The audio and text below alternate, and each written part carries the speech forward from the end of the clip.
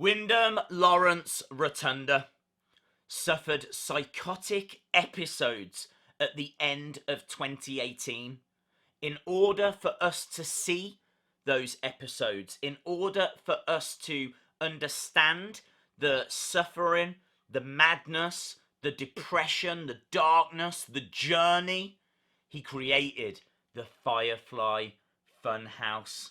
Firefly Fun House filled with elements from his past like Husky Harris, Bray Wyatt, Sister Abigail, Ramblin' Rabbit, Vince McMahon. It's all within the Firefly Fun House.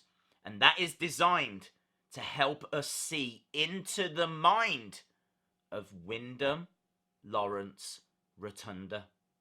This explains why all of that imagery was in there. It explains how the puppets are now able to appear on Raw. It also explains why there was so many references to religion and darkness and the fiend and the montages and the mental institution images, maybe even the kids. It's all in there because this is in the mind of Windham Lawrence Rotunda. Windham is the key. Hey guys, welcome to Wrestling Days and welcome to a confused but excited Wrestling Days. I was buzzing last night when the Raw episode was on and we saw Abby. The way that she just kind of like appeared from behind the pillar was epic. And then of course Mercy the Buzzard as well. My initial reaction was, well, that has to mean that the Funhouse is a real place. I can't say I was like disappointed because I just want to see this story unfold. It's like an onion. You're actually taking the layers away from the onion and then you're going to get to the center. You're going to get to the truth. And we're kind of on that journey. There's people complaining online saying this is taking too long, but I really feel like they're missing the point. There's so much going on that I don't think they understand or appreciate, that even just the puppets being seen backstage is huge, because it opens up this whole world of questions now that we need to try and get our head around. For me, I then started thinking about, well, why isn't this in his head? There's been so much imagery that it makes sense. It still makes sense that it's all in his mind. So the fact the puppets are real, okay, that does kind of counter the idea. It does counter the theory.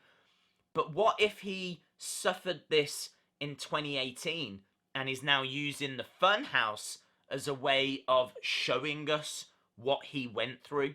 So rather than us being able to see into his mind, which people did struggle with as a theory, maybe this is how he's getting around it. He is showing us what he went through by using the puppets, by using the Firefly Funhouse.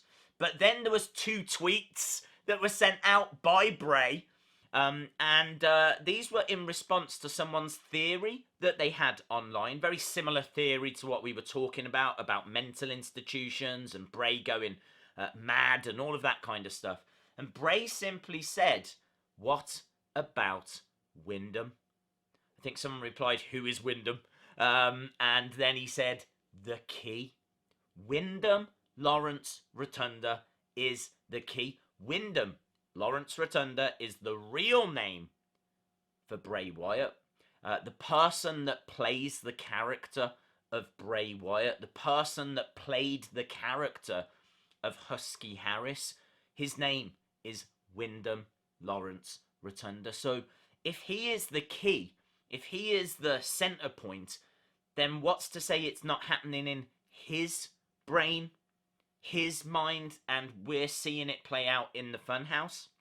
It does make me question, what is going to return? Are we going to see the Fiend? Are we going to see Funhouse Bray? Are we going to see Windham Lawrence Rotunda in like a new character of him being himself? I don't know. It's so interesting. It's really interesting. And all of this from 2 puppets and 2 tweets. So yeah, this is kind of where I'm at now. I still feel like the Funhouse had so much imagery in it that it has to be based on some kind of psychotic episode, and maybe that's why we got them in episodes. So yes, that's my favourite theory at the moment.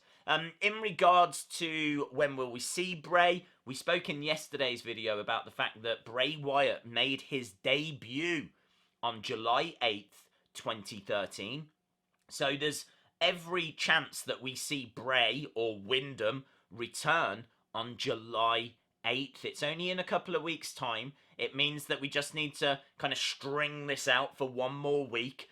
So there's every chance that we see the Vince puppet, and I really want Vince to walk into his office and have the puppet sat there. Like, the internet will freak if Vince McMahon comes face to face with his puppet.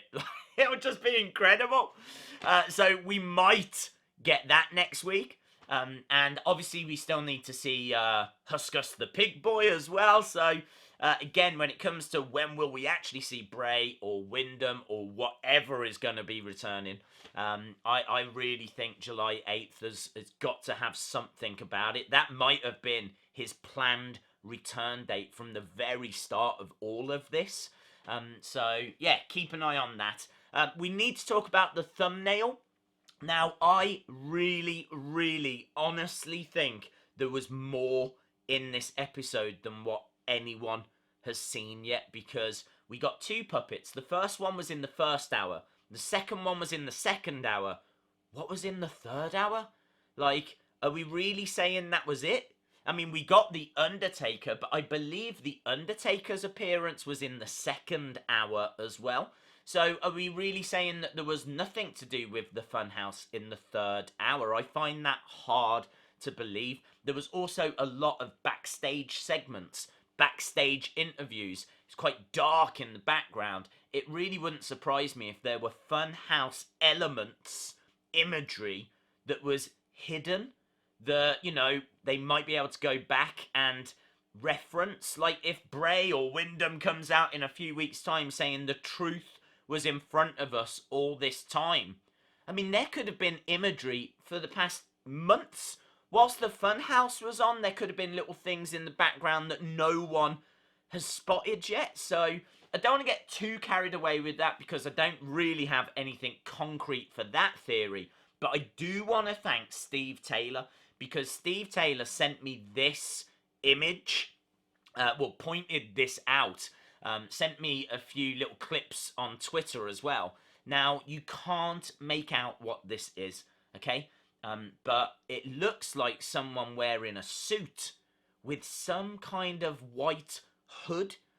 It looks weird, let's put it that way. And once you see it, you can't not see it. It's really hard to notice. It's in the background, and as I said, I'm not seeing anyone talk about it.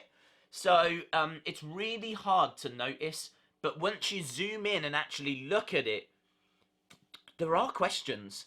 Why is someone wearing some kind of a white hood with like a suit of some kind?